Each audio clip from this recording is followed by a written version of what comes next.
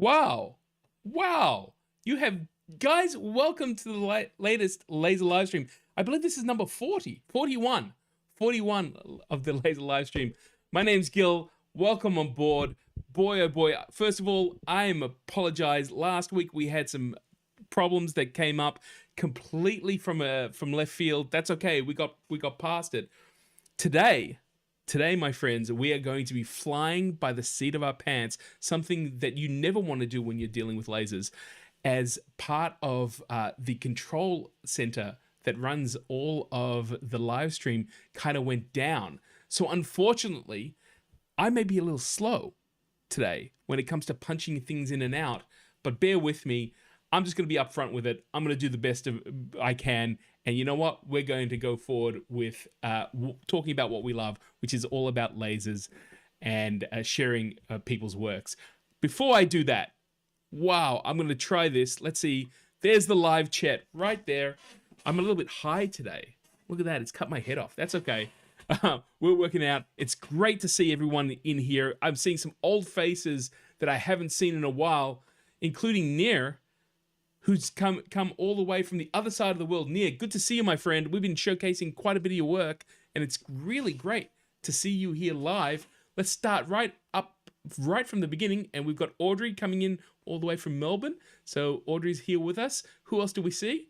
We see Mike getting excited that the countdown is on. And that countdown it's pretty epic. I was actually I haven't listened to it all the way through before. It's been a little bit of a while since I've been able to do that. But I've got some ideas about changing that up. We'll see whether we can do that. Look at this, Dominic coming in the chat room. Maybe we can grab him back in here. We'll see what's going to happen. I know that everyone wanted Dominic back since the last live stream. So I don't know. Maybe I'll send him let me give it. Hang on a second. Let me text him here and see whether or not he's going to allow us to. All right. We'll see. Let's see if we can get him in here on a completely random. It's Peter, my good friend Peter, who also loves a lot of the television and film work that I grew up on and inspired me all the way from the Netherlands. Good to see you, my friend. I know it's first thing in the morning, and I love the fact that you join us straight on first thing in the morning. And Stuart's also made it in here. Stuart, I know, has it's always good to see Stuart, founding Laserologist. It's always great to see everyone when they come in. Adrian's also here. I know I was speaking to Adrian earlier today. We were talking about some of the announcements in the laser community, and I know that it's really cold up in Queensland right now. It's freezing here in Melbourne, but surprisingly enough, the wind chill in Queensland in Australia, which is normally known for its heat, happens to be a little cold. Mike is actually back home in Brisbane. Awesome, my friend. I know that you happen to do some international travel, so I was wondering if you were going to join us all the way from the US, but no, you're back in Australia, I'm sure, with the family. That's awesome to see. And we got Kubi Coleman coming from London, hot and sunny London. Kubi, how you doing, my friend? Have you been working on anything interesting? Let us know in the chat below. I love it to hear when people share their projects. And it's good, again, to see the return of so many people that we love. So, and, you know, have been here before as well. We love Kubi. We love everyone, man. It's what's really cool. Slow is good, says Peter. I can follow better. Am I a little bit too excited on these live streams? Let me know. I know that I get excited when I share my passions and the things that I love. So if I go too fast, and I've been trying to slow it down in the tutorials, but then again, you know what? It's all about keeping the attention. So I'm trying to work that tightrope. Let me know if you like it fast or if you like it slow. That didn't come out the way I expected it to, but that's okay. Who else is here? We've got Nir saying hello. Nir, shalom, my friend. How are you doing? And David Randall coming in, tuning in from Melbourne this week. David, where are you from normally? Are you flying around as well? Gosh, you know, I haven't traveled in so long. It's kind of weird. Right now, we've got a lot of COVID coming. The next wave is hitting Melbourne, which is kind of weird. And we got Martin. Martin's coming in from the UK. I've got to go to work, so I'll catch up later. Martin, thank you so much for dropping in. Even though this is early in the morning, I do appreciate it. So that's awesome that you're here. A lot of, I love the international people, but I also love the Australians as well. That's why we started this. We love to, Australia doesn't get the same kind of exposure in the US or in Europe. So, it's kind of amazing to be able to meet so many great laserologists and makers just in general, all right from around Australia. And you can see here that Dave is actually all the way from Camden in New South Wales. I have a very soft spot for New South Wales. I did quite a lot of work there. Used to fly back from Melbourne to New South Wales to try and empower people to use technology in the way that I absolutely love, and that is to be creative and to express themselves. So, you know what? It's great to see everyone here. We've got a few, people coming in, and I'm sure people will come in as we come along. So it is great to see everyone. And, I'm going to see if we can do this. I'm going to do this manually. Normally I have these hotkeys, right? So now instead I have to come in and actually grab this a little bit differently. And that's interesting because I just realized my next card is not there. So I'm just going to do it live. You know what? They say on TV, there's you got to do a live commercial, live read, but I have a card for this, but unfortunately, actually maybe it's here. There it is. I just wanted to thank our sponsors, both Darkly Labs and Lightburn. Darkly Labs is the home of the Blazer range of lasers. Check them out. I love that laser. It's the one that I have in my office because of the fact that I am able to do absolutely everything that I can in my office. I don't have to go into my makerspace or my workshop to do it. And of course, I use Lightburn to run the machine. It happens for the Emblazer. It happens to be the software that runs the system completely. So you know what? If you haven't checked those out before, feel free to do that. And you know what? You'll be online with everything that we talk about here on the channel and in the live stream. Peter is sharing with me that I follow several Australian YouTubers. The world's getting smaller and smaller. It absolutely is. Very curious to see what we can do when it comes to. I'm just curious to other Australian YouTubers that you watch. Maybe that's a conversation we can have in person But there's lots and lots of amazing people out there, and it's great to see everyone sharing what they're passionate about. Marty, I'm not even going to say your last name. Hi from the UK. Marty, I've got a feeling that you are a brand new laserologist. This is the first time you've joined us. Welcome. It is awesome to see you. Let us know in the chat below what type of laser you use and maybe one of the projects that you've made, but it is awesome to be able to see if it's awesome. It's just awesome to see you here. So it's kind of great. Stuart says here, Gil, you are fine. Your passion for this is inspiring to us. Stuart, man, thank you so much. Thank you so much. I got to be honest with you. I had a bit of a rough day today. I had a few people reaching out, and you know what?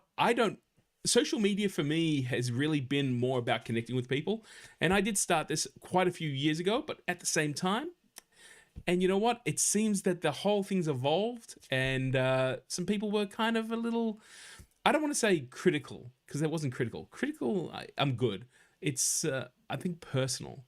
But you know what? There's so many people out here doing this sort of stuff that if you don't like what I'm doing, that's all cool. That's cool, man. That's all right. Go find who speaks to you. And I just really appreciate that feedback, Stuart, because I love the fact that we've connected and been able to share our journeys together, and that's what it's all about.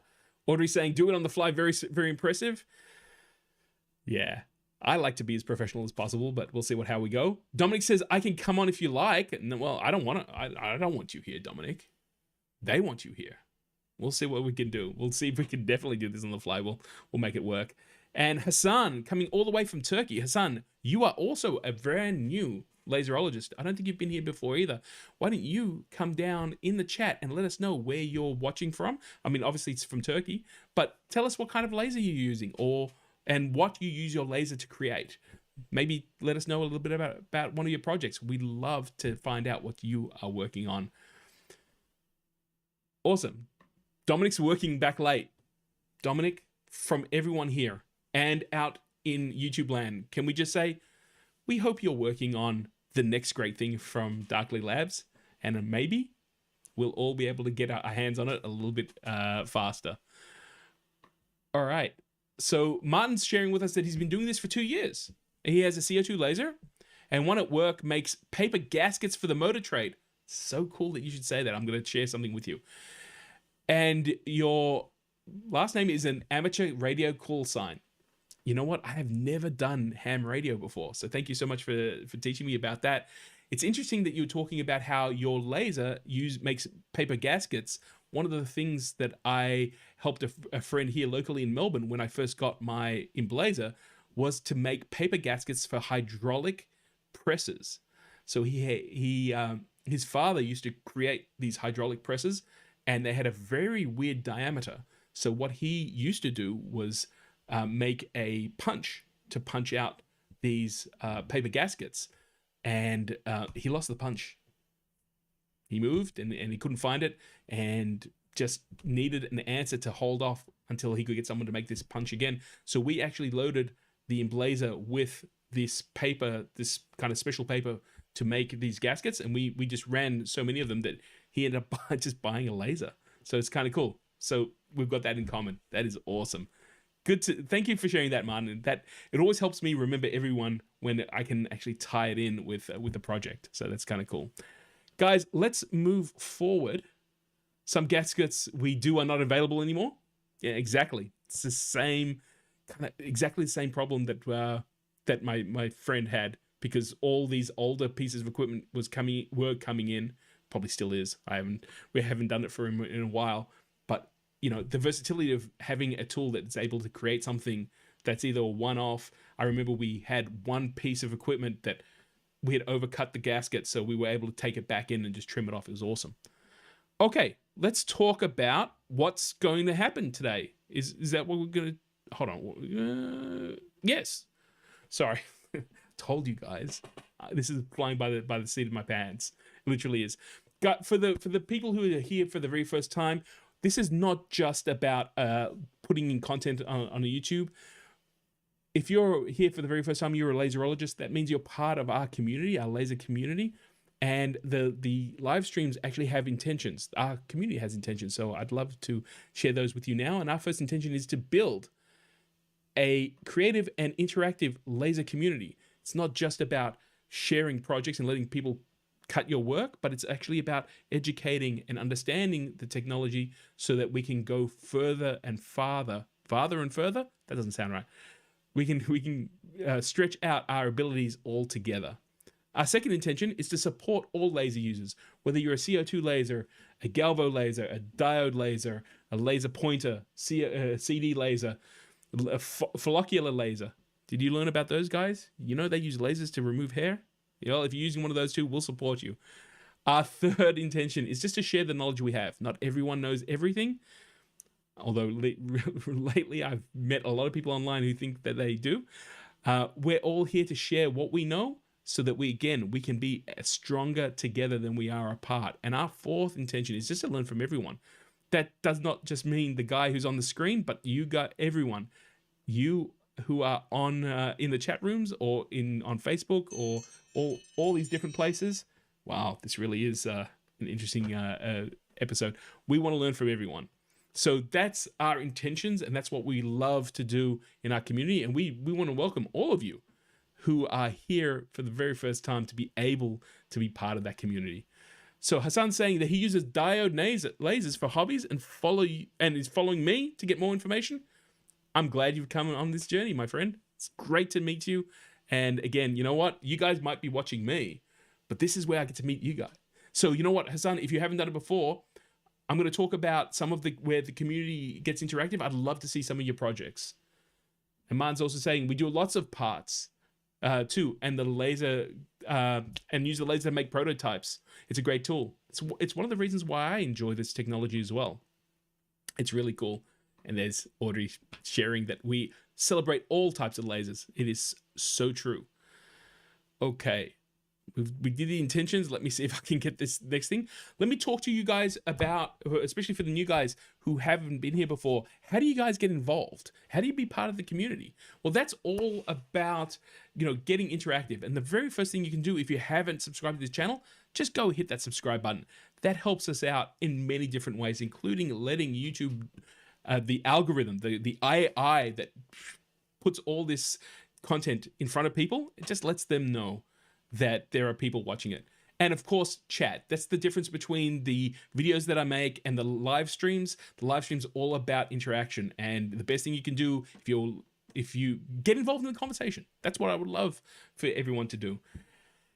If you are watching this by remote, or you cannot watch us live, or for whatever reason you don't have a YouTube account, do not think that that's going to stop you from getting involved in the conversation at all. Let me tell you what you can do. We have an email address at laser.livestream@gmail.com. You can always send in your work there, and we have a lot of people who interact that way. It's awesome. We also have a Facebook group, and in between the live streams, this is a great place for you to continue the conversation with the other laserologists and also share your work. It's really, again, for me, the payoff, if they say there is a payoff, is to see what you guys are making with your laser, because not only is it inspirational to me, but you never know who you're going to inspire.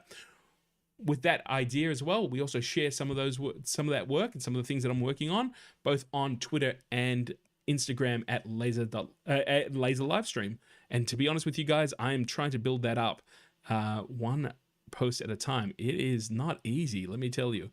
And we appreciate all the support that comes across in that way. Okay. Look, there's two other things that I just really, really quickly want to talk to you guys about. Today is it's a little bit kind of weird that way, because I know I've had some mechanical things, but if you learn something from this and you want to support this project, you can do one of two things to actually help us out financially. I'd love to be able to say that I can do this full time, but I can't.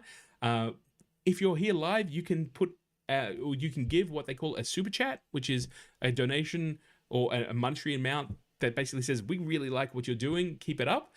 You can do that live. If you're in the chat room, the amount is whatever you want. Some of it comes to YouTube, some of it comes to me. It's all good. Otherwise, if you go into the description, we have a one-time PayPal link, donation link. Just want to let you guys know that all the donations, all the notes that are sent to me, first of all, those are the things that I love the most, are the notes that come across, but also all the funds just basically get not recycled, but directed back into the live stream, whether it's getting some equipment, getting material, or even equipment to actually get the live stream going. And I think I'm going to have to go and work out what died so that I can do that again. If you want to, absolutely feel free. If you don't, no problems there. We just love to be able to have you here. All right, let's move on and let's go through what we're going to do on the show today. So today we have the Laserologist Showcase, as we usually do. That's where we share people's work from the last 2 weeks. This time it's going to be 3 weeks. Then we're going to move on to showcasing Diodes versus CO2. I've been getting lots and lots of questions from very brand new laser users. So we're going to go through those questions and try to answer some of them, and also kind of highlight the strengths and weaknesses of both diode and CO2 lasers. And then after that, we're going to go to the good, the bad, the ugly. That's where we take a look at all the different material as well as technology that are great to use in your laser. Might be bad to use in your laser, and the ugly ones you want to stay away from, because the ugly ones, they're the ones that are going to get you into trouble. So with that said, I think we should go on with the show. But you know what? I'm getting you saw my phone went off before, so I have a sneaking suspicion there may be someone at the other line. So let me see if I can I do this? Can I turn this on? No one's there. Look at that. No, that doesn't work that way, mate. That doesn't work that way. You send me a message saying you're going to be here and you're not? What's going on? Sorry. For those of you who don't know, and I usually do have a card to introduce him, so that's why I called him up. He was having a smoke.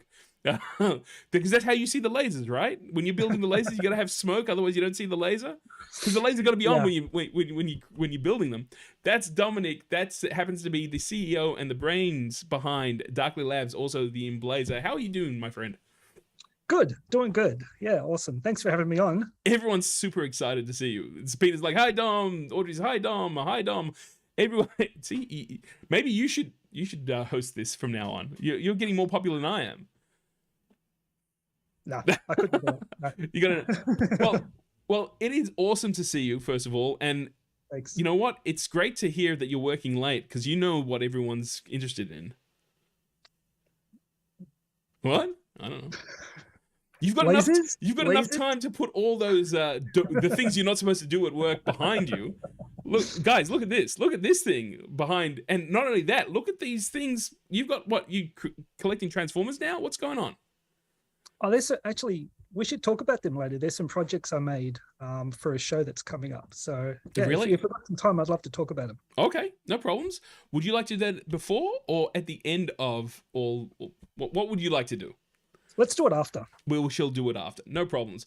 So Dominic, as usual, we're gonna go and jump into the Laserologist showcase. Let's go see what's going on. Mike, hold on before we go. I love this. Oh, Fallen's in here. Hey, Fallen, good to see you. I haven't seen you in ages. Mike's here as well and says twins, black shirts. See, glasses and beards. Don't you know that Dominic is my son? Don't you know that? I darken my hair a bit, but he's my son. Actually, I didn't realize we look pretty similar, don't we? Yeah. Well, according to Mike, we look cool. I don't know if that's weird, but that's kind of cool. QB Coleman's is saying to us right now, spill the beans, Dom. Tell us what we want to know. so I mean, I don't know if there's any beans to spill, but we do know that we have two things coming up in the Blazer range that I know everyone's keen on. One is the update, the laser update, that upgrade, which will drop into both the Blazer 2 and the core. I don't know if there's any news about that. I'm trying. Yeah, look, we're really close with that. If you've been following the world of lasers, there's been lots of people pushing out 10 watt, 20 watt lasers, these sort of things, and we've been looking at them, and we're releasing one for our range of machines, basically. Awesome. What we had to do was we looked at all the existing versions of those type of lasers out there, and we found that they were not designed up to the standards that Darkly Labs likes to make things. What? You actually going to make something that works and lasts? Is that what's coming? Well, yeah. Look, we looked to be quite open. We looked at a lot of this technology, and we found that the diodes, they weren't sufficiently being cooled. Right. There was no easy way to clean them when the lenses got dirty. So we went in there and we completely redesigned that. It's taken us a little bit longer, but we're coming out with a product that we can stand behind, and we know that it's going to have the warranty that we put on it, and Awesome. you'll be able to use it without having to cool down and all that sort of thing. So we're really close on that. We're receiving our last prototype of our heat sink, which is a really important part of the whole cooling process. Cool. We did a lot of thermal analysis of how the heat can flow and be dissipated to make sure that the diode stays cool. Yep. And we'll talk about why, I guess, in your we'll talk about the differences between like diodes and cooling and CO2 lasers and all the rest of it very, very soon. So that's great news to hear. I know that a lot of people are super keen. I know I am, and I know that you've put a lot of work in, again, just to iterate what you're saying. And you shared with me early in the week, the idea of being able to have a module that won't have a problem, that will create a positive experience for the people and users. And of course, we live in a physical world. That's not always going to happen every time, but when you put that effort in, it is incredibly appreciated. And I can see that as well, because Stuart here is saying, looking forward to these new lasers, will be worth the wait. Darkly Labs, great company. Thanks, Dom. If you've ever dealt with Darkly, and in fact, we were reminiscing. Was it 2012 that we met? I don't know. Gosh, it is so long ago now. But I remember one of the very first times that I came to the offices, and we were talking about the idea of sharing what the Blazer and what laser technology could mean for everyone. I remember an elderly couple coming in, and they drove all the way down to pick up some wood, some laser ply at the time, and they had brought their projects. And the guy was just, gushing over not only what he created, but also the relationship he had with you. And I asked him, I'm like, do you come down all the time? And I think he said something along the lines of there was something with his machine, and he brought it down, and because of the he called it customer service, but the openness of being able to get it rectified and all the rest of it and fixed. He enjoyed being able to drop in and be able to have those conversations, especially back in the day where there wasn't a lot of people talking about lasers and laser technology. You kind of had to do this in a vacuum. So yeah, it's really awesome to Fortunately, you get that when you deal with us. Yeah, I know. Yes. No, that's really nice to hear. We really, our team's really good, and we're enthusiastic, and we know we do stuff. We make stuff with our machine, so we're like hobbyists who just happen to sell a machine. Right. And also, I mean, not. I know you can't go too much into it, but you've also got the development of the 3, which everyone is, it's been a hard year and a half. Let me tell you, since that was open news that you were developing a third machine. Yeah, it's moving along really well. We Awesome. had quite a few stumbling blocks with things like parts not being available. We designed, to let you know, we've designed our electronics infrastructure 3 times. Wow. We've gone down a path and then you can't get the parts. You have to redesign and rechange. So we've now resolved that, and we're just in a forward direction. Sound like a politician. We're moving forward. Forward direction. But no, it's all going really good. We're close to going in production with it. Awesome. With many parts of it. So it's still a little way away. And we will be making some announcements probably in the next few months just about what it is, what it can do, why it's interesting, why it's different, all those sort of things. So yeah, stay tuned. It has been a long slug, and if you ask any manufacturing or design company, you'll hear the same thing. Everything has been hard, from finding staff to finding things, to getting deliveries, to just having to isolate when you've got people out sick. It's been a tough few years, but components components have been incredibly difficult. I know that there's another company that I was doing some work with, and they had to drop their whole development because they couldn't get components. They actually redesigned their electronics 4 times, and each time they got it ready, the components that were available were sold out.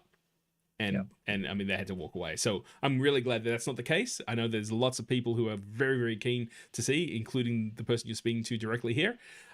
Let's move on and showcase some of the incredible projects that have come across in our community in the last week. And the first one's from Peter. Peter's in here. This was a really fun project. These are dice holders for multi-sided dice. That's fantastic. Isn't that cool? I've never seen anything in that kind of design, that hexagon honeycomb kind of pattern. It looks really neat. It's really, really cool. And, Peter's very, very creative with the way he's able to make these projects.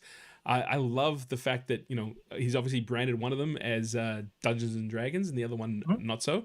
But I love the idea that you can now keep all your dice. I know Peter was here a little earlier. I don't know if he's still in the chat room or not. I'm not sure whether or not you can actually shake the dice within this and then they fall out, or whether or not it's just a holder. But either way, it's really, really nice work. Yeah, and kudos for not making a square box with those, what are they called? The interlocking bits. Yes.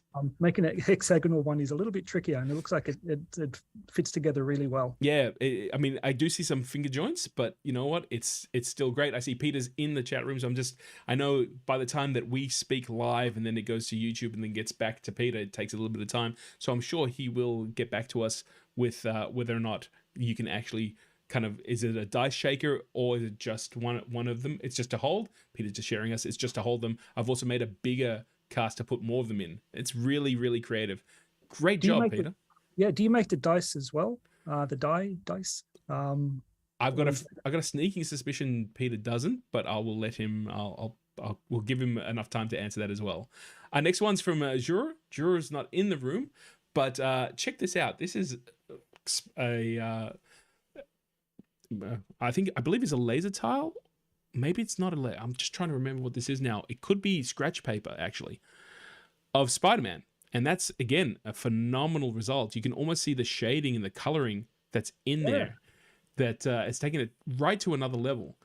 I wonder if he's used the Fordite technique, you know, where you spray a bunch of layers of paint, different coats of different color paints, and then just remove them selectively. I wonder if that's how he's done it. You know what?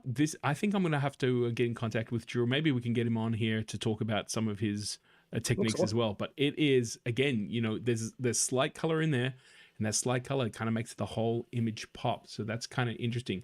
Mike's asking what scratch paper is. This has been a new material that some people have been exploring. It's available on, I believe, on Amazon, but it's paper that reacts in a different way. You can actually kind of take a popsicle stick or a knitting needle, and depending on how you actually rub the paper, it gives a different effect. So I gotta be honest with you, I'm not 100% sure on this because I haven't used it before, but it's something that a lot of the laser tile creators have started playing with. So we'll see what we can do with that. And the colors are pretty amazing. I agree with you on that. So great job with that. A little partial to Spidey myself. I had a little bit of history working with him before, so it's great to be able to see this type of artwork coming across. Just to answer you about the dice, Peter doesn't make them, but his wife does. So there you go. Nice. I can see a very cool Etsy store coming up online very soon. All right, Adrian, our very own Adrian up in Queensland, has shared with us this piece. Again, one of the things that I love about Adrian's work is that he always shares with us the before as well as after, so you can see the image and then the result. And here you can see a very Australian image there with I guess British colonials and they're not the Aboriginals in the background. I don't know how Adrian gets the results he does, but he's refined this literally to an art. Absolutely. He's the master. He actually he posted an image of an Indigenous Australian engraved in black and white and on Facebook, and it just looked it's incredible. Like really, really, really intricate detail. So yeah, he's definitely got the knack. Yes, absolutely. He's been able to do that. That Adrian's showing us that that's the Cooktown Discovery Festival, which is awesome. And Peter's also thinking about an Etsy shop sometime in the future. So I know that I'm very interested to see what he will put up there, and hopefully we'll all be able to support ourselves. But yeah, the effect that the laser etched image creates is a very old school photo, which works very well with the subject matter too. So it's great work, Adrian. Is that on card? Adrian, is that on card? Or is that on... I've got a feeling that it might be MDF painted with white house paint, because that's usually what it is. But if I'm wrong, please let me know in the chat room, Adrian. Awesome. Great work. This is interesting too. Mick has been posting a lot of stuff on our Facebook group, and usually he's doing a lot of images. But one of the things that I really like about this is 2 images in his leaf series. One of them is a physical leaf that has been replicated, and that's the one on the left. And you can see some of the really intricate work, including the veins between what part of the leaf is that? That was a real leaf. Well, yeah, I don't think it is a real leaf. It's actually a physical leaf that he's created. I'm not too sure whether or not it's a leaf that he's painted and then got the laser to remove some of the paint or not, but it is pretty amazing. And of course, on the right-hand side, you have a more traditional image that he's created, probably using the Fordite technique by spraying paint of different layers underneath and then coming in. Both of these, again, show you the versatility of laser and some of the things that can be created, and that is pretty awesome. That is awesome. I'll tell you a funny story. Back many years ago, we had a florist approach us who wanted to personalize their flowers for people using a laser. So they wanted to, laser engrave a message onto some of the leaves of the roses. And things. Sure. It was a novel idea. I didn't actually go forward. It was a bit too difficult to do. But yeah, it was quite interesting. That's a different level of personalizing, I think. Sure. It's interesting that I came across a posting the other day where someone was, they now have these kind of like portable handheld kind of fiber lasers that you put on a piece of material and it scans. And someone was like, I have a bakery. No, it was a cafe. I have a cafe. You know, my idea is to use that laser to put people's names on their sandwiches and stuff. And I was like, okay, that's kind of interesting. I was just curious as to what the feedback would be. And a lot of them was like, you know, when you laser a food, the burnt taste isn't nice. And I was like, oh yeah, it's kind of interesting that you should say that. It also changes, obviously, the molecular of the food. And we, as human beings, we shouldn't be eating charcoal. It's not the greatest thing to ingest. But it's interesting to see how, you know, the out of the box thinking on some of this stuff goes. So, you know, it is very interesting. Adrian also shared with us that he that piece was made out of painted MDF as opposed to anything else. So that's awesome to know. Let's see if I can get us back into the next image, and that happens to be from John. And John, again, has just started his whole journey with lasering. And again, I thought to myself, wow, these are really great pieces. I believe he's got these two pieces and then these two pieces. Nice. Yeah. Cool. So, you know, you can see the refinement and being able to work with, you know, the fill command in Lightburn to get different images created. The fish, especially just over there, are really, you know, it's tight. It really works with the artwork. And if we go back to the first one too, you can see how, you know, he's starting to work with the laser to explore it. But they are very, very clean, very, very light, nice. I see both Mike and Peter agreeing it's a very clean laser job. Yeah. I don't know what Slayer fishing's all about personally, but I mean, either way, the results are great. So John, looking forward to seeing what you can create further with your laser. Because if this is what you're creating as you're beginning your journey, I can't even imagine what you're going to come up with next. Awesome. And there's no discoloration from the fumes of the laser either, which make it really neat. It's very clean. Yep. Absolutely. Mike likes bending tips and ripping lips. Yeah. When you're fishing. That's a quote for someone's fishing business, that's for sure. John also is starting out his journey a little bit different, but you can see some great results here. So these are cutting boards, and you can see here on the left-hand side, this is a more traditional cutting board where he's taken a graphic and placed it straight on and then oiled the wood. But on the right-hand side, he's done something a little more creative. So he's obviously lasered apart, obviously the lighthouse and then the word clear, and then not backfilled it, but front filled it with blue paint. And you can see exactly what's going on. I've got a sneaking suspicion he's also done that with the black lettering too. And it's a very cool result. Mm-hmm.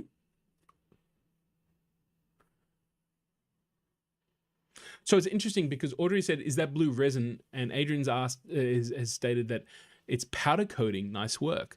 So I've some people have been playing with powder coats and the laser fuses the powder onto the surface. Is that correct, Adrian?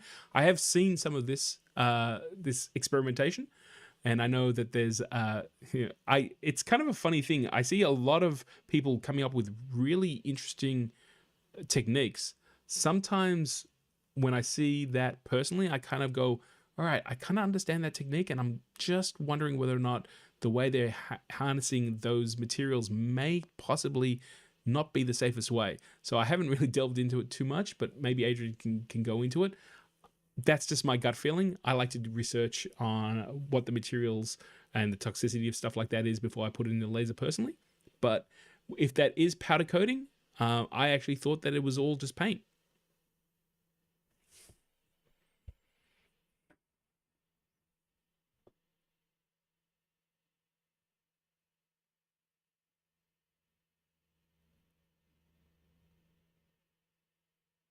Yeah, it is, unfortunately. But Adrian's saying, yeah, he's playing with this technique now, in particular glow in the dark colors, but he's using acrylic powders as opposed to kind of the powder coating stuff. Oh, hang on a second. Everyone's yelling at me, of course, because guess what happened, Dom? They can't hear you. Let's try. Hang on a second. There he is. He's back. I'm Hello. sorry, guys.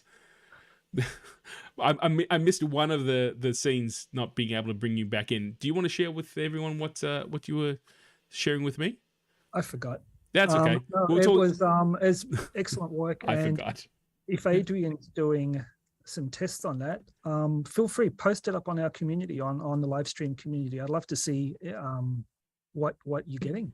Quite interesting to see. So what you were sharing with everyone, if I can remind you, was that the fact that some powder coat, the powder itself needs to actually get to a certain temperature before it liquefies. So it was just very curious as to what the time would need to be able to spread that that powder coating around in such a unique way. But we'll see what happens. All right, everyone's yelling at me. They can't hear you. And our very last. Oh, see, Adrian's saying it's 1,100 centigrade. Wow. Okay, we'll take it to the sun. It'll be fun. Oh, and our last thing is also from Mick. This is a pretty awesome piece. I had a video, but I'm not too sure where it is. Maybe I can see if I can get it. Let's see if we can do it. No, there it is. That's the piece there. It's actually multiple layers that I have been put together to create the image. So I believe it's 8 layers or 7 or 8 layers, and you can see that it there as the videos, changing perspective. But unfortunately, it got a little squished as I was working on that. But you can see like the amount of depth that image has is pretty spectacular. That looks fantastic. That would be. It looks all seamless too. When you look at it from the front, it just looks like it's a single engraving, doesn't it? Yes, it does, doesn't it? It's Mick's been doing oh, excuse me, I was going to get both of us hit the wrong button. Mick's been doing a lot of these kind of multi-layers. I don't know whether he's processing them or not, but you can see they're taking an image, they're kind of cutting it apart, and then kind of lasering each one that stacks upon each other to make almost this 3-dimensional scene, which is awesome. I think it's a really creative way of being able to process that work as well. Okay. All right. As always, it's amazing to see what the community comes up with. By sharing all of this and seeing what these processes are all like, what we end up getting is more inspiration from people who then take that step and then iterate again and again and again. And that's incredibly exciting. Yeah, I've made a few notes here. He's making notes. I'm going to try some powder coating. That's right. Powder coating and all the rest of it. Look at him. I want to try engraving some sugar to see if I can make some toffee. Don't burn it though. Please don't burn it. Yeah, I don't know. I mean, it could be interesting, couldn't it? It definitely could. Make some little snowflake shapes or something, and then put some more sugar on and laser it again, and put some more sugar on and laser it, so they might build up a little. Well, you'll have to share it with us when your results, and we'll see whether there's a color change depending on how long you've processed the sugar in the laser. But while we've got you there, you teased everyone before. We would love to see those amazing statues behind you. Oh, cool. Yeah. So you probably know, if you get our newsletter, we featured one of a really talented artists from Poland called Obuk, and he's got some amazing projects. We've put some of them on our site for everyone to download. But he's got these two that are really cool. The first one is, let's see if I can turn it. First one is this thing called the Obot, and I cut this. It was designed to be made out of 3mm. I cut this out of 6mm.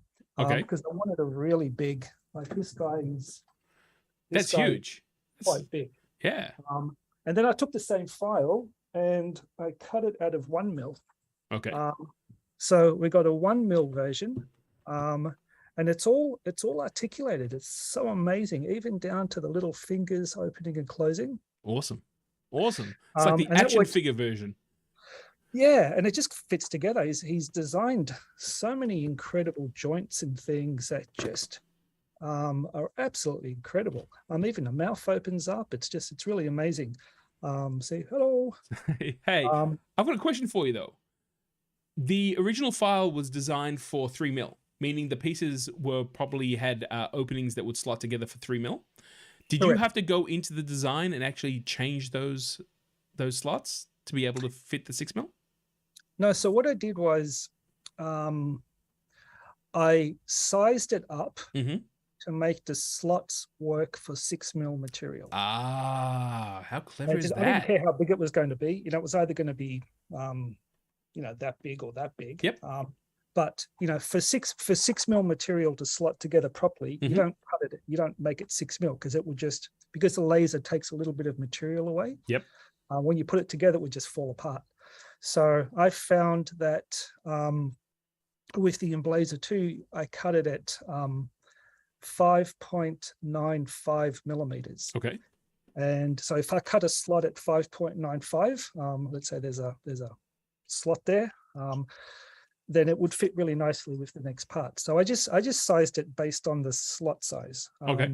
It just became a big file. And this one here took, I think it took 6 sheets of 6mm ply, and this one took a quarter of a sheet. Yeah. I was wondering if you used some of the offcuts. Everyone's very impressed. And the other guy, that was the first one. Then he did this other creature called the brain sucker, which this is my favorite. The brain sucker sounds like something that the people at Darkly have to watch out for. Yeah, and this guy is huge, and I think he had 3 times as many parts on him. Right. So I did the same with him. I made him, and he's all posable, and you can move him around. And, wow, look at that! So like something looks like something out of the War of the Worlds. Yeah, and then I did the same thing. I made him out of 1mm wood, and just absolutely the beautiful. detail on that is amazing. And I tell you, there's no glue on this. It's just all fits together. I don't know if you can see how. Yeah, absolutely. Show it on the camera. You can just see the detail of his design here. It's just amazing. Really blows me away. So I started doing these because we had a show on, and I thought, this would be great to show it at a show. We can show this really big model and get some attention. And it was a lot of work, like putting that guy together. I got to tell you, it was probably 3 weekends worth of work. But I have to tell you, I just started to get in the zone, and it was the best experience I've had in so long. I forgot everything. Like I forgot work, I forgot whatever was going on, and I just sat there for hours. That little guy, I had little tweezers, and I had a toothpick. Yep. Where I got, I push out little bits and pick them up with tweezers and slot them together. So it was just such a good mindfulness kind of exercise. Well, when you're working with your hands, especially, it is so awesome to be able to get into that space. So I totally groove on what you're saying, and the results are absolutely fantastic. We've got people saying nice pieces by Mick. That was something else, but so detailed. Wow, that's super cool, said Stuart. Peter's like, one word, wow. Adrian's also wow. Like, I mean, that is pretty phenomenal stuff. And if you're interested in creating your own, if you go to the Darkly Labs project page, there are some of those designs available, correct? Yeah, these two aren't there. I will put these up. Now, please, I didn't make these designs. I just cut them out and built them. Sure. This is beyond me to do, but I'll post these two up if people are interested. It's a bit of work, but the results are really worth it. That's so awesome. I'll post these in the next week. That's really cool. I mean, Peter's sharing that the zone that you're talking about gets him into trouble. And I know that feeling too. Now, let me see if I can, yeah, we're good. Okay, so thank you so much for sharing that. That is pretty spectacular. What were the reactions of the people who saw it at the show? Really good. Yeah. But, the first reaction was, you can't cut 6mm on your machine. It's like, well, we did, Exactly. But yeah, it just, it's one of those things. I would love for it to be moving. If you can show some interactivity at a show, it just kind of, I don't know, it takes it to the next level. What? I'm already thinking about that. When you showed the first robot, I was like, you know what? I know that between the two of us, we can make that move. But I was actually thinking about, the old style marionettes and the rod marionettes, especially. Oh yeah. Yeah. So you see what I'm thinking about. You see what's going on. We can definitely do something. We can just paint you in green, and you can stand behind it with. You could even do that live. You could actually have them live, and you could have, you could definitely get them to move that way. And then if you want to get really kooky about it, we can go get some stepper motors and a few things. And you wouldn't know anything about stepper motors, would you? No, so this is where our conversation goes with Gil every time. It's like we start talking about, and in 30 seconds we're off talking about yeah, something on we, you know, Mount Fuji somewhere has this thing on it that's you know, whatever. Well, how about we get back on topic and talk, since you know it was a great introduction when people come up and say you can't do that, you can't cut 6 mil on a diode laser. Why don't we talk about the differences between diode and CO2 lasers? This is kind of an interesting one because, as I said in the opening, I've been getting a lot of different emails with people actually asking, you know, hold on, I don't understand. I've just started this out. What's going on? How does this work? I'm not too sure what's going on. So what I've done is I've collected a number of recurring themes or questions with recurring themes, and I thought, let's go through them one at a time, and let's actually discuss what's going on. You know what I realized? My screen here has got yellow that highlights. I look jaundiced. Look at this, man. I'm yellow. If I were to turn off my chat screen, I'm just curious. Yeah, dude, look at the... Too dark. It's too dark now? That I can fix. I can fix the darkness. Hang on a second. Look at this. How's that? Yeah. Do I look jaundiced now? You look handsome. You look more handsome. Handsome. The man's so handsome. Maybe I'll I don't want to overblow myself, but maybe I'll just leave the light on there. There's it. See? That yellow came back in. There you go. Mount Fuji lasers. Yes, we do everything from Mount Fuji. It's all cool. Let's see what the first question is. And that was, what's the main difference between a diode and CO2 laser? I know this comes up all the time, especially for people who haven't had too much experience with lasers. And the great thing about it is that there's so many people coming up all the time trying to work out what's the best entry point for learning about this workflow. It's definitely changed since we first started. When we first started, it really was kind of more a maker kind of technical kind of interest that were for people to start, especially, you know, I remember hearing about this thing called a laser blade. I remember people walked into a makerspace and said, do you know there's some guys in Melbourne who are making a laser blade? And they work for the film industry. And I was like, what? Who are those guys? You know, who was that? Yeah, I don't know. Was it a kid? I don't know what's going on.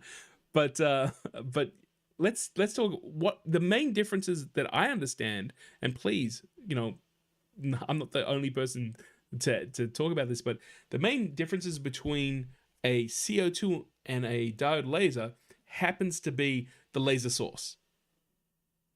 What's creating the laser itself? I guess from my perspective, you can go really technical, but in a nutshell, one CO2 laser is a tube full of gas, and very high voltages ignite, cause the gas to fluoresce and produce a laser. A diode laser is like a component. It's like a solid state component. It's got little piece of material in it, a special compound. You apply electricity to it and it produces a laser beam. So they both produce beams of light. One uses a gas, one uses a solid state component. They're basically the difference between them technically. They produce light at different wavelengths. All light has a certain wavelength. So when you see something blue, it's a certain wavelength. When you see something red, it's a certain wavelength. Diode lasers generally, when we're talking about them for our stuff, work in the visible spectrum. So they're a blue laser, for example. It's one of the most common ones. Whereas CO2 lasers are invisible to the naked eye because they're infrared. They work in a different frequency. And because of these differences in terms of frequency, they affect materials differently. So different how the laser is created, how and the type of laser it produces. So I don't know how much more technical you want. Well, I've been sitting here smiling because you just talked about, oh, you know, when I speak to Gil, he goes off on all these tangents, and I was like, wow, okay. No, that's a great base foundation, and really I do want to add one little piece to it, which is that what these components do, whether it's a laser tube with a gas that's agitating the the photons, or if it's a solid state device, it's actually just creating and lining up those photons to move in the same direction. And again, because of the different frequencies that they resonate in or kind of move at different speeds, that creates the wavelength. And a lot of people don't realize when you first start out that a CO2 laser, because it is in the visible light spectrum, yeah, okay, got it. There is a very slight, there is a danger because our eyes are kind of geared to seeing light, and then we have a very high sensitivity. When it comes to CO2 lasers, because it works much higher up in that frequency, unlike a CO2 laser that works like sunlight, which if you were to focus light beams from the sun, you could actually burn something. The CO2 laser actually works on density, which is why people can cut clear acrylic or perspex with a CO2 laser, but a diode laser, that energy just passes all the way through. And I know that that's something that a lot of people get caught out because they think lasers, I'm going to cut clear plastic, because that has been what everyone associates them with. But there are many, many differences to both diode and CO2 lasers. But I think you summed it up really, really well. Thank you, Di. Yeah, that's okay. There's so much you can go into it, but traditionally diode solid state lasers are very small components. CO2 laser tubes are much bigger. There's differences power needed to make each one work. Yep. And there's differences in how much laser power they produce as well. So CO2 generally produces a lot more power than a little laser diode does. Sure. So, So Peter was sharing with us that when he started out, diode lasers couldn't do what he wanted, so he went to a CO2 laser, but he still has his diode laser. I know we've talked about it many times. So, again, something that we're going to iterate as we have this conversation, which is different tools for different jobs. It's really one of the things that comes up all the time. All right, should we try the next question? Try. If people have questions, information, put them up in the chat room. So this question came: why don't I need a water chiller for a diode laser? I thought all lasers needed to be cooled. Good question, because again, this is where people kind of, what they know about lasers is it creates a lot of heat. Heat's your enemy, whether it's in computers, components, electronics, or anything else. Diode lasers have a slight advantage over CO2 lasers in this way. Well, the first thing is that diode lasers generally produce less laser power. So all lasers need to be cooled. The fact that we're producing 5 watts as opposed to 45 watts with a CO2 laser means that we can take advantage of air cooling with a diode laser. Mm-hmm. So you don't need a pump with liquid and then cooling that in a chiller. The amount of energy heat that's given off can be handled by air cooling, a fan or a heat sink. The other thing is that a CO2 laser needs a lot more power to kick it off, to make it work. So because you have a lot more power in the system, a lot more electricity is needed to produce your beam of light, you've got a lot higher cooling requirements. So that's why a passive cooling system like a fan or just a heatsink won't cut it for CO2. You need liquid flowing through the thing and then going into a chiller, getting cooled, and then passing around and taking all that heat away from the laser. Having said that, if you had a 40-watt diode laser, you'd have to cool it. You'd have the same issues. You'd have to cool it. Generally, diodes are a little bit more efficient than CO2. You don't have as much loss, but it just really comes down to how much energy is not converted into light. Right. And that energy just goes out into heat, and heat has to go away somewhere. Otherwise, everything gets damaged. Absolutely. And Adrian who shared with us that he has both a diode laser for laser engraving and a CO2 laser for the things that he can't cut on the diode. And he uses a water chiller in his CO2 laser. Peter also shared that he once blew up his laser tube for his first K40 because he forgot to turn on the water flow, and which was a very expensive learning experience. Yeah. But now he has a flow sensor to make sure that doesn't happen again. And QB Coman also sharing, he gives me too. Cut on CO2, engrave on the E2. So there you go. See, I Well, love a flow, this because it flow shows. sensor, yeah, flow sensor is really good because if the water stops flowing, it's really hard to see. Um, Yes, but the sensor will start to go beep, beep, beep, something's wrong. So yeah, really clever. absolutely. And I like to see, and I'm seeing more of this now than before, which is that people have multiple lasers depending on what the jobs that they need. They're using each type of laser to its strongest ability, which is really really cool to see. You know, it's sometimes it's funny to see people go, "Ah, that's a toy. You don't use that. That doesn't work." It's like, well, you know what? You can get some pretty good results out of that too. So we'll see what's going on. Let's move on to the next. I think this is the one. Yep, this is the one. Funnily enough, what I was talking about, he goes, why does my friend get better results out of his CO2 laser? He tells me that my diode laser is a toy. Wow, haven't I heard that a few times? So let me see if we can get us back on the screen. Is that I something? Would you like me to start, or would you I like to just take this just one? an anecdote. We get our laser cutting done at a company here who can cut steel, 30 millimeters of steel with their laser, and their lasers cost $1.6 million, and they're the size of a room, and they're filled with nitrogen gas, and it's just the most amazing thing. And I'm sure they would think that even the most powerful CO2 laser would be a toy. It would be a toy. You want to get a flash burn from that thing, if it's, let alone have a slip up with the nitrogen. But again, all jokes aside, that little anecdote of the company that uses different technology but gets a better result, it's just scaled up.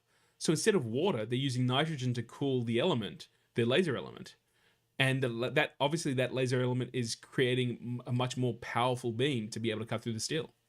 Yeah, they actually flood the chamber with nitrogen so that when the laser cuts, there's no oxygen near the laser to oxidize the material. So it gives a cleaner cut. Yep, makes But sense.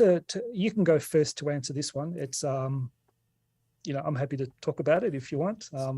Whatever you feel comfortable about, but I'll share with how I answer these questions because they come across often.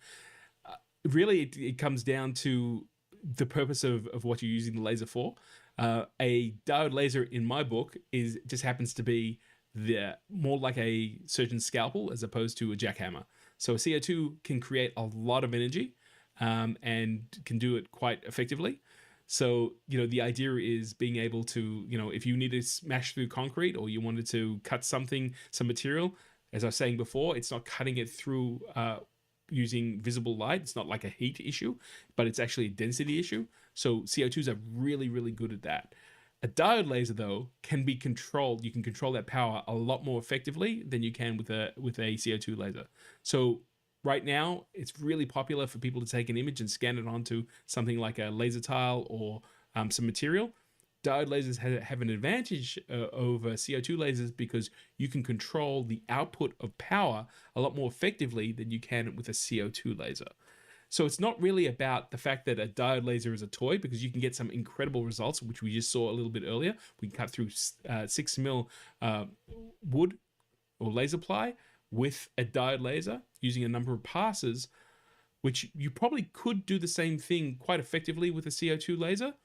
But again, you wouldn't have that control. So it's not about so much it being a toy, but what is the application you want to use your laser for? Yeah, I agree. It comes down to if you need the power to cut through certain materials, you need the power. You need to go with the technology that gives you that power, which a CO2 definitely has at this point in time, definitely has a huge advantage over. One of the beauties of diode laser is the power curve. I don't want to get too technical, but the power curve for a laser diode is very linear. It's very straight. When you put, let me go this way. Which way is the right way? That way? When you put 1%, you get 1%. When you put 5%, you get 5%. So the curve is very linear, which means when you want to do an engraving, you can get really good results down in the low power range. So you can get some really dark results, but you can also get some really subtle results as well. With the CO2 laser, it tends to have a very kind of curvy, low power, and then it just, it becomes more linear after that. So it's a little bit more difficult to get very fine contrast in images. Now, having said that, there's obviously, depends on how much money you spend. All these problems can go away depending on how much money you spend. There's lasers, CO2 lasers out there that do everything really well. And they're very expensive. They're not hobbyist lasers. They're professional, unless you're rich. They're professional lasers. So right tool for the right job. Absolutely. Just want to say quick hello to Laurie, because he just came in, which is great to see you. I'm glad. I know he's sorry that he missed the showcase, but I'm glad that he's here. John also coming in saying, "I'm sorry I'm late." That's all good. I know it's a big jump. I guess someone just woke up. You're all welcome to come in. It's not a problem. QB's sharing with us that cutting 6mm on an E2 takes a long time compared to a CO2 laser. Absolutely, but it can be done. And again, depends on what the project is that you want to do. Peter saying that he has a hard time. I'll actually put up his first comment, which was that engraving on a CO2 on a tile is almost impossible with a CO2 laser. And Laurie, I think it was Adrian who actually suggested putting some white paint on the tile, and we have a tutorial. We call it the Norton white tile method, which if you haven't seen before, you can definitely go onto the channel after this and take a look at it. And Peter was saying that he did, but it was a lot of work trying to dial that in. And again, it's not what I call videotape technology. You don't put the tape in, hit the record, and hit play, and it all works. There is a little bit of being able to finesse and understand the process to be able to get the results that you actually want. There's some software that does really clever things, with CO2. So, even though it doesn't have a curve, straight curve, some software compensates for all that, tries to balance it out for you. So, it's awesome.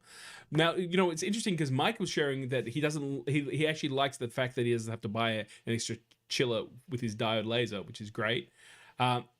Cute tip here by Kubi Kerman, which is that they use ice packs to chill the water. So, it's pretty awesome to be able to see that. And Martin was sharing with us before that they're looking at getting a bigger laser that can cut steel. And he said it was 20,000 pounds. Now, according to Australian, conversions, usually it's £1 to $3. So we're looking 90,000, maybe more than that. Actually, hold on, what am I saying? My math is completely off there. It's too late for me here. I usually ask Siri, but I don't want to. Yeah, it's not that serious. Hold on, it's 60,000. I don't know why I tripled it. No, it's 90. It's 90. 2.5. What? What am I? Do I not know how to do math? Is this why I'm doing really wrong things? I want to shut up now. Everyone's going to be like, Gil doesn't know his math and stuff. Someone's gonna type it in. No, it's 120,000, which is, I don't know why I messed that up in the first place. But yeah, it's it would be very expensive in Australia. Let's just say, that's before shipping. That's before shipping and taxes. You know what's going on. Let's round it up to $1 million. Yeah, it's a lot. It's a lot. Peter says it's a lot, and he's laughing at me. So it's like, it's a lot. Why did I just double it? Hold on. I don't know. Okay, just people are going to be like, I'm not listening to that guy. He doesn't even know his math. No. Does it help that I've been up since 4 a.m.? That's okay. We're still here. All right, let's go on to the next question. He knows about lasers. He doesn't know. But you know what? We'll get him to split the check. That's all I'm saying. How strong a diode laser do I need to cut acrylic and perspex? Dominic from Darkly Labs, help us, because you're our only hope. How powerful a diode laser do we need to cut clear perspex and acrylic? Clear. Only clear. No, let's start. The question is actually perspex. So let's start with perspex and then we'll go on to clear. Okay. So because a diode laser traditionally in the machines we're talking about produces a blue light. First of all, you can cut materials that are not in the blue spectrum. So it's very difficult to cut blue materials, blue perspex. You can cut blue paper because it's very thin, but cutting blue perspex or white perspex or a shade of blue is generally very difficult, because cutting is all about the laser produces energy. The energy hits the material and the material absorbs that energy and does something with it. It could melt the material, or it could vaporize it, or it could pass through it. So it also blue, deflects it. So with white and blue absorbs, white reflects, and I actually had that problem cutting EVA foam. White EVA foam, I had to change all my settings. And I actually overheated the foam, and it would shrink a little bit when I cut it because of the deflection of that light. So blue reflects as well. That's why it looks blue. It reflects blue light, and white reflects all light, so all spectrums. So the first thing is, as long as it's not white or blue. You can cut it. You should be able to cut it. Now, the Emblazer uses a 5-6 watt laser diode, and it does take a few passes, quite slow passes, to cut through acrylic or perspex. This is where CO2 really comes into its own. Yeah, absolutely. It's if you want to cut acrylics and perspex, I think a brand of acrylic, CO2 all the way. Now, with respect to transparent materials, it doesn't have to be perspex. It can be or acrylic, it can be glass, it can be clear film. A diode laser will generally not affect that material. It'll just pass straight through, because its energy is not absorbed by the material. Its energy just goes straight through it. Whereas a CO2 laser has a different frequency of light. It's a much higher frequency, and its energy is absorbed. So clear materials, not going to happen. If you had tinted, we get asked all the time, what about if we had a red tinted acrylic? So what would happen there is that you could engrave on it, but you probably would never be able to cut it unless it's very, very thin. Awesome. So the acrylic that we're talking about here is really solid colors. We want to make sure that the energy coming out of the laser is absorbed by the material, and we're getting the right result out of it, which is actually cutting it. And as opposed to, with plastics, it's also very interesting that if you overheat the plastic, sometimes it fuses back together again. So you want to make sure that you're cutting it without actually melting it and fusing it back together, which can be really frustrating. We always tell customers, if we get asked, can it cut plastic? And we always ask, what's the primary material you're going to use? If it's going to be plastic, then you really need to look at a CO2 based technology. It's just the way it is. There's nothing. It's just physics. Yeah, you're gonna change the laws of physics. Yeah, I do that a lot here. That was actually not so bad. That one was not so bad. Now, having said something, if you had a really powerful diode laser, you could cut everything but transparent blue or white acrylics just as well as a CO2 laser. You could. Do you think Dominic will see the day where they'll be able to create diode technology that would be able to cut equally to a CO2 laser in the diode realm? Probably, yeah, probably. Maybe. Stay tuned. Stay tuned, guys. I think he let something out of the bag, but we'll just move on. Thanks, Scotty. Yes. Oh, Captain. All right. There you go. We just did that one. So let's go to this one. Diode lasers look cool. They do. I can see the laser cutting stuff. Why can I not see the same thing with a CO2 laser? We kind of covered this already, but we'll do this quickly and then we'll move on to the next question. And that happens to be something that we've iterated a few times, which is that a diode laser works in the visible light spectrum, where the CO2 laser happens to be outside that very, very fine wavelength that we human beings can see. It's much closer to the infrared outside of that. It's actually kind of closer to the X-ray spectrum, if I remember correctly, depending on what type of CO2 laser you have. So the problem is, hey, you can't see it, but doesn't mean it can't hurt you. And I've actually know of someone who was working on a CO2 laser, opened up the door, but kind of jammed the safety switch down, thought the job was done, put his hand in, and actually walked away with quite a nasty burn. It was lucky that beam wasn't stronger. So you wouldn't know until you actually hear the flesh frying. you got to play it safe. That's why that question you posted earlier about, your laser's a toy. Yep. No laser is a toy. No way. No laser should be considered a toy or treated as a toy. It can hurt you. It can blind you. It can cause you burns. It can do so many things. Blinding is probably the worst thing because it's irreparable. And you just have to be really, really careful. No laser is ever should be considered a toy. Yeah, regardless of the power. It's an incredible shame. Again, in my journeys and speaking to many people, not just about lasers, but just in making in general, I spent quite a bit of time traveling the world to see what people were doing. This is what it really inspires me to do the work that I do. And I came across someone who actually was blinded by a laser, and I got to know him, and over a few drinks, I actually asked him, what was it like? And he literally shared with me that it was like turning off a light bulb. Like it suddenly went into complete darkness and it never turned on again. And that's something that I don't want anyone to have to suffer.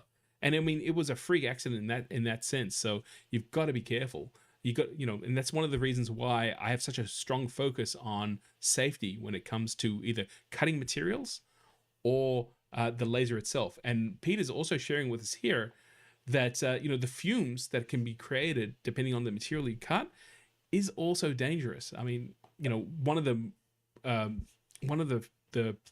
substances that is better known now that can be created out of a laser is chlorine gas, because PVC or anything that's made up of PVC releases chlorine gas that fuses with the moisture in the air, and it actually kind of aerosolizes this chlorine. Not only can it hurt you, but it can also damage your machine. So that's the no-no. And again, I do, as stories come up, as you see these stories coming up on social media, I do try to share that knowledge. But you always got people who are like, hey, I just put this in and I don't know what happened. My machine stopped and it was working fine yesterday. And people are like, what are you cutting? And they're like, records. And everyone, at least now people are like, hey, don't do that. Those vinyl records are creating a problem. So thank you, Peter, for being able to share that. And Martin's also saying it hurts when you get caught by the beam. Don't ask me how I know. Martin, I've shared the story here on some of the earlier ones. I was working on a CO2 laser, aligning the mirrors, which is a tough job, but it's important to do. And I happened to have my finger in between the first and second mirror. And the person who I was working with said, I'm going to test the tube. And I went, and his hand was on the button as such. He put power to the tube. And, the minute I said something, he let go of it. But for that moment, for that, second, I think it was about a second, it felt like I had a hot needle pushed through my finger. He said, why didn't you move your hand out of the way? And I said, I didn't know if the beam was activated, because I would have just slashed my finger in that case. Too fast. Yeah, I've got to be honest with you. I still, to this day, I should take a photo and show you, I have a very unique scar on my index finger. You can't see it here, unfortunately, because it's blurred. But it is. Yes, Peter says always align them solo. Absolutely, man. I'm telling you, it's. I learned that lesson, and boy, he still owned. And Martin's also saying that's how I know. Did you have the same thing where someone activated a laser when you were trying? Dude, brothers, what can I say? But yeah, it's just something that you it'll happen once, but you'll never let it happen again. Yeah, and if it does happen that first time, hopefully it's not dangerous, and it just is enough to shock you into going, okay, this is kind of serious. I need to just step back, take my time. Absolutely. And follow everything procedurally. you gotta keep safe, especially since all of that can happen in a heartbeat. I know the laser went through, like I could tell. I mean, not that I went to a doctor or anything, but what I realized was that the flesh basically of my finger was cauterized instantly and kind of vaporized, but it kind of stopped at the bone because it was just enough to, but I wonder if that laser was on, whether given enough time, it would have actually done some real damage. Do you have any like special laser powers now? Like, You like Spider-Man? Like, can you shoot lasers or anything? No, I just talk about lasers on YouTube. Isn't that for special powers enough? Martin saying that's how most people learn. Yeah, absolutely. It's great to be able to have walk away from the mistakes. No, Yeah. I did have. I gotta be honest. See, Martin's also stung like mad. So I agree with you. It hurt like a. I was gonna say the B. It's YouTube. It hurt like a bastard for quite a while. But what I actually also realized was the area around it where I had the burn. I literally could take a needle and poke in there and not feel anything because it wiped out all the nerves in a very small area. And I mean, it was really small. It was like literally like a pinhole. But actually, it was a little bit bigger because we hadn't focused it yet. So the beam was quite wide for what it could be. And if I remember correctly, it was also a 60-watt laser. So there was a little bit of grunt behind it. So yeah, honestly, I walked away learning an amazing lesson. But I don't recommend anyone do that themselves. It was a pretty scary situation. Be safe. Yeah, absolutely be safe. That's, again, it's one of the founding principles of anything that I do, whether I'm doing things for the Laser Livestream or working with other people with other technologies. Positive experiences empowers people to come back and try it again. When they're burning themselves with lasers, they don't like doing that. It worries me with so many lasers on the market now. You can buy a laser for, I don't know, 50 cents. 50 cents. Somewhere now. That's just that they call it a laser, but you just get a magnifying glass and you get instructions to try and get the sun in focus. And it's scary to us as a business because Sure. we know how dangerous they can be and people who just are getting into it, some people just don't know or don't care, or there's not enough information, not enough warnings that come with different machines from different places. It is quite scary. Yeah. All jokes aside, I agree with you. And again, that's one of the reasons why, that I get asked questions about things that if I am not 100% sure that there may not be a safe result out of it, I try to leave that to others. Again, YouTube and social media is a very interesting beast. Sometimes it's all about getting the latest thing out there. But sometimes I kind of sit back and go, yeah, I just, I might do a little research on that. I'm not going to be right every time, but I want to make sure that the information that we're sharing is in a positive and safe direction. Let's move on to the next question. This is our second last one. What's the lifespan of a CO2 laser tube and a diode laser? That's a good question. Because, one of the things that comes up all the time is, hey, my laser tube died. What am I going to do? Like, what's happening? So for this one, let's talk hobbyist. Yeah, of course. Industrial stuff is different, Sure. That's designed around 24/7 and you pay that's why you pay tens of thousands of dollars. But if properly treated, if properly driven electronically and cooled, a diode laser we have found will run for 5,000 to 7,000 hours. And that's in below 28 degrees, and run we've driven with electronics that drive it in a way that manage its power and all that sort of thing. So you can get sort of lifespan. Is that continuous? Just out of curiosity, when you tested it, was that a continuous diode on for 27,000 hours? 7,000? No, because that's quite a few years. Okay, so did I say 27? Was it supposed to be 7? Hold on, what? 7,000 hours. 7. Why did I say 27? Oh yeah, I did math. Sorry.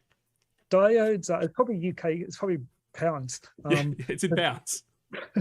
Diodes are rated at 10,000 hours. Okay. That's what when you buy a proper diode, they're rated to last 10,000 hours if they run within spec. But in real life, you never get that. If you're running it in a lab, probably you would get that sort of thing. But you're running it in a house, temperatures are changing. You're turning it on and off.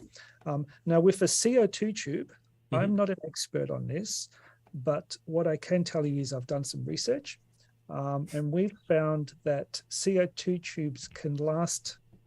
Some can last as little as 200 hours, and others can last many thousands of hours. Now, I think that comes down a lot to the machine and how it's driven, how much power it is, how well it's cooled. So I can't. That's something that maybe a CO2 user in our audience can be share a little bit of info with us. So I know that CO2 um, tubes and I guess diodes in the diode laser itself are considered consumables. You use them, they will wear out, and you replace them. Yep. And even in the Emblazer, there's an option to be able to replace the diode laser. So, you know, if when you start losing power on it, you don't, suddenly the machine's not useless in that way at all. But, you know, CO2 lasers are definitely, you know, something to factor in, that at a certain point in time, you want to change the tube because the power output for what you're putting into it will degrade over time. To drop. Adrian's actually sharing with us that he's on his second diode laser, but that, oh, sorry, I'll get to Peter in a second. He's on his second diode. His first one was 5,000 hours on his core, and he keeps a record on his laser hours. Adrian also works his machines incredibly difficult, difficult, but they're running constantly. He does engravings, and engravings takes so long. Adrian might tell us. I think he said he ran like an 8 or a 12-hour engraving once. I forgot what it was, but he can maybe clarify for it. But yeah, that sounds about right. 5,000 to 7,000 hours is what we've noticed on our machines. Sure. But yeah, CO2, I don't know. I've heard rumors of very low lifespans on cheap machines, and I've heard people run their machines for years and they never have any problems. It's one of these, you know, it's one of these things. Sure. I think, you know, Adrian's probably one of the few people that I know of who probably would get through the lifespan of a diode laser. Like, he's constantly using it. It's pretty amazing. He also shared that his longest engraving was 7 hours. 7. There you go. Adrian also sharing with us that that was Adrian. Oh boy, see, I knew I was gonna get it mixed up. Peter was saying that he always runs his tube at a maximum of 50% to preserve life. That's a great tip. I know that in my tutorials, because I'm using the Emblazer and because it's a diode laser, quite often when people are looking at my settings, they'll come back and go, I was told not to run the laser at 100%. Usually that's CO2 operators who don't realize that there's a difference between why you would want to do that. And also, speaking with you, if you have a diode laser that is well configured, and usually there's a factor dialed in that 100% is not going to be truly 100% to protect the laser. So again, you know, it's kind of an interesting one in that sense, because quite often I was told not to do 100%. I explain exactly why I do it that way, and I've never had a problem. I'm still working on my first diode, so it's pretty awesome. Well, Peter's lucky with the CO2. You've got that power to spare, so he could run it at 50% and still do what he wants to do, which is great, because he'll probably get more than twice the lifespan from his CO2 tube. Awesome, that's really cool. Kubikoman also shared with us that he never runs his CO2 laser above 24 Celsius. So again, to protect the tube, but he's also on his second diode for his E2. So there you go. I stand corrected. I can only, sorry. Yeah, well, it's not sorry. I mean, obviously the equipment's being used, and it's being used well. So there's no problem there. Peter's sharing with us that he uses his laser for years, but he doesn't use it as a daily thing. And Martin also sharing that only use the power needed to do the job and no more.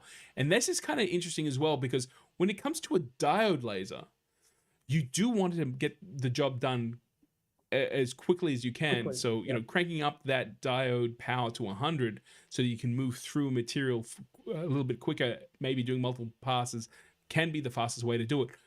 Depending on what the power output of your laser in the CO2 laser, yeah, you may want to just use what you know, a power and a speed that will cut through the material and then move across.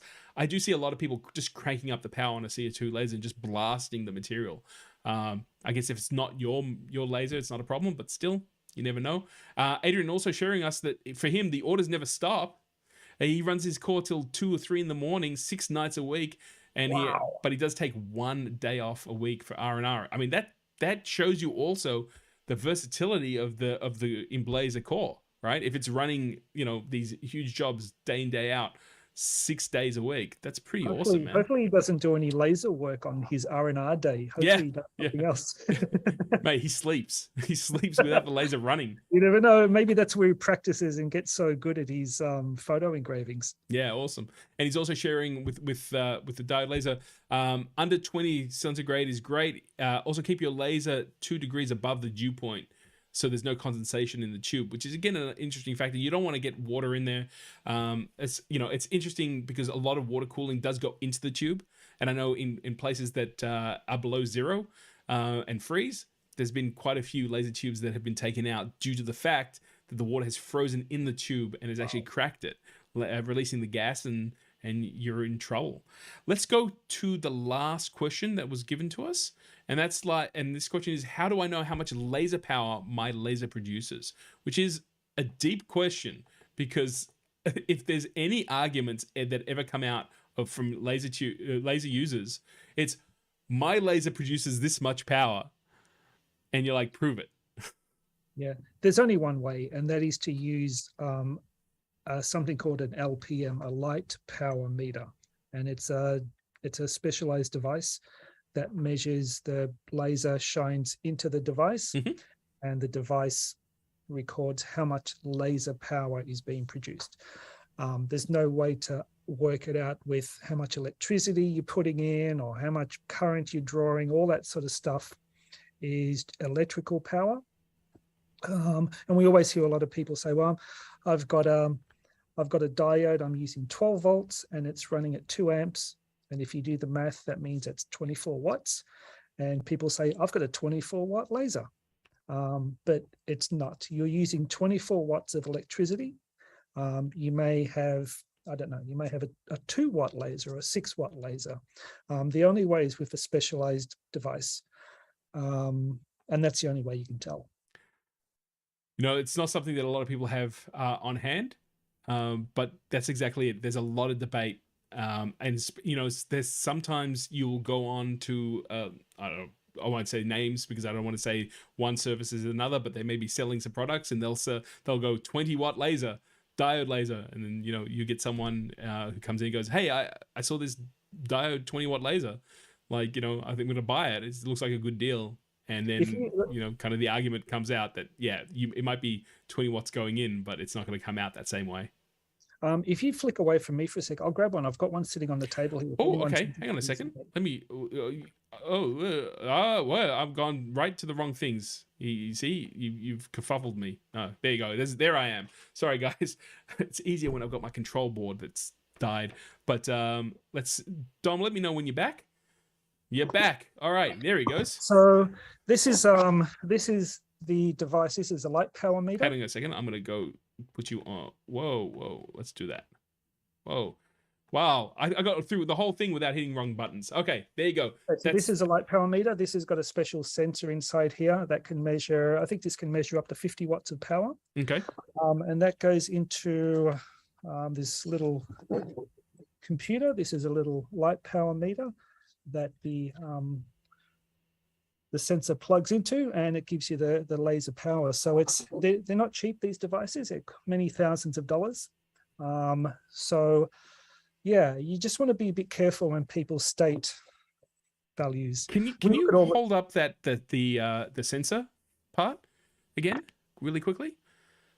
And can you turn it around? I want to show people that's a heat sink. Because obviously the laser power that's going onto the sensor needs to be distributed. Look at that heat sink.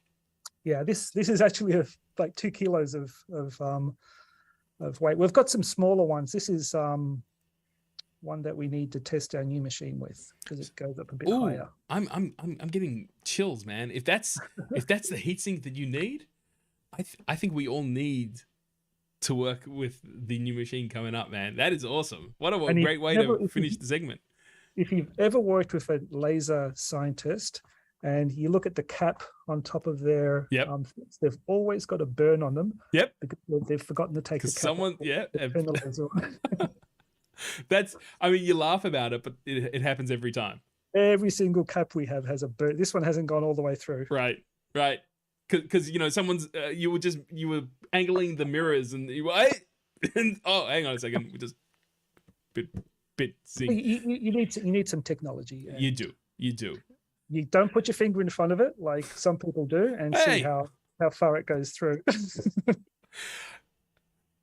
do I have to do a social media type stunt where, like, on the opening, the unveiling of this new thing, I'll have to stick my finger in front to see how powerful it is?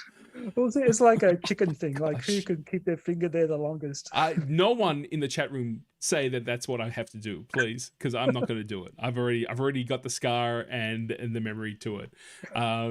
It reminds me of opening of a makerspace that I helped run, and they were running a 3D printer, and the 3D printer started the job, and a little child stuck his head into the thing to see it come down, and we were like, no, we don't want to do that. We don't want to do that. Kubi Coleman says, I think Dom spilt the beans there. And I was like, maybe.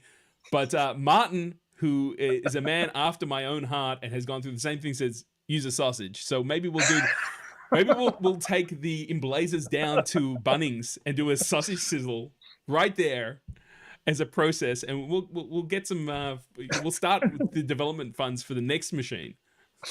We went to one of our resellers once, and we had an open day, and they had a barbecue, so we decided to engrave a sausage with their company name on it.